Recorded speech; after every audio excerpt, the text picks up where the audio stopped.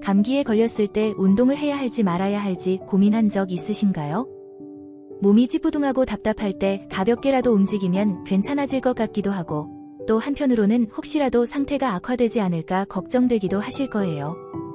그래서 오늘은 감기에 걸렸을 때 운동을 해도 되는지, 그리고 어떤 상태에서는 운동을 피해야 하는지에 대해 자세히 이야기해 보려고 해요.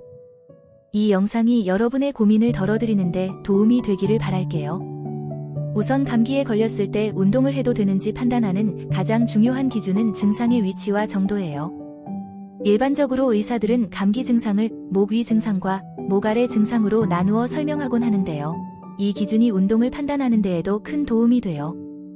먼저 목 위 증상은 콧물, 코막힘, 재채기, 그리고 가벼운 목의 통증 같은 비교적 가벼운 증상들이 포함돼요. 이런 경우에는 몸 상태가 크게 나쁘지 않다면 운동을 아예 피할 필요는 없어요. 예를 들어 산책이나 가벼운 스트레칭 같은 저강도의 운동은 오히려 몸의 혈액순환을 도와 회복에 도움이 될 수 있어요.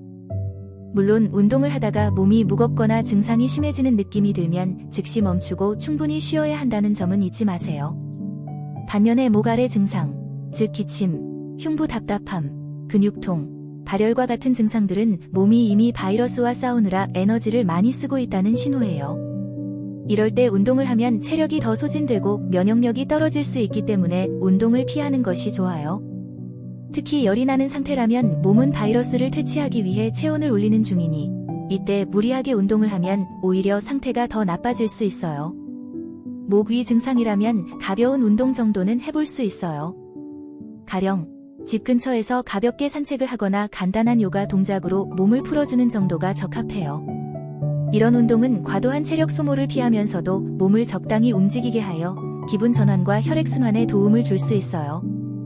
다만 운동 강도가 높아져 땀이 과도하게 난다면 체온이 급격히 떨어질 수 있으니 주의가 필요해요. 감기에 걸린 상태에서는 체온을 일정하게 유지하는 것이 매우 중요하거든요. 운동 후에는 몸을 따뜻하게 유지할 수 있는 옷을 입고 충분히 쉬는 것도 잊지 마세요.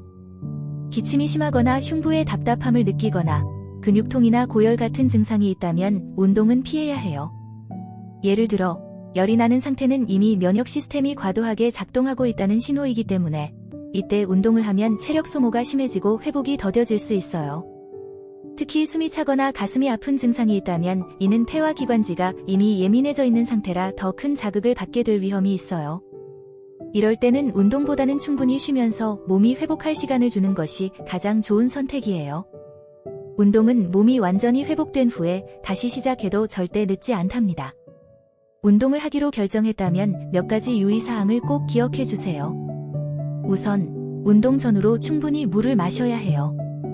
감기에 걸리면 탈수가 쉽게 올 수 있기 때문에 수분 보충이 무엇보다 중요해요. 또 운동 중에는 몸 상태를 세심하게 관찰하면서 조금이라도 이상한 느낌이 들면 즉시 멈추고 휴식을 취해야 해요.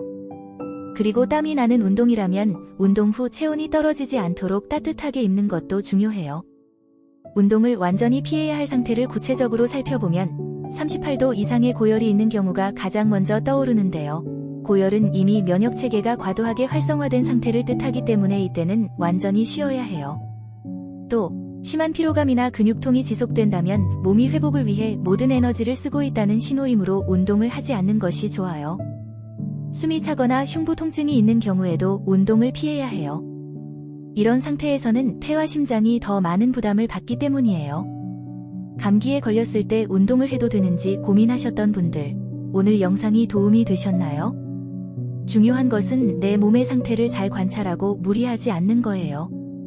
때로는 쉬는 것이 가장 좋은 운동일 수 있다는 점을 꼭 기억해 주세요.